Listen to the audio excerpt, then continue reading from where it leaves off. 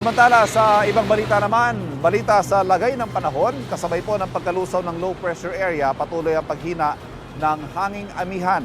Ayon sa Pag-asa, apektado ngayon ang amihan ng Northern at Central Luzon, kaya posible ang mahihinang ulan sa mga nasabing lugar.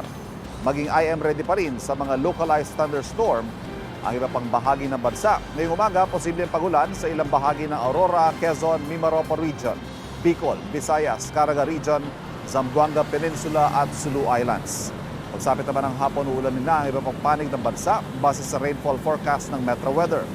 Umaga bukas, asahan muli ang pag-uulan sa ilang bahagi ng Southern Luzon, Visayas at Caraga Region. Mababawasan ang mga lugar na ulanin sa linggo ng umaga. Pero mag-i-am ready sa mataas na tsansa ng ulan sa weekend, hapon at gabi sa halos buong Mindanao at ilang panig ng Visayas. Magiging maayos naman po lagay ng panahon dito sa Metro Manila maliban sa pag-uulan sa ilang bahagi ng Caloocan at Quezon City bukas ng hapon. Kapuso, mauna ka sa mga balita. Panoorin ang unang balita sa unang hirit at iba pang award-winning newscast sa youtube.com/GMA News. I-click lang ang subscribe button. Sa mga kapuso naman abroad, maaari kami masubaybayan sa GMA Pinoy TV at www.gmanews.tv.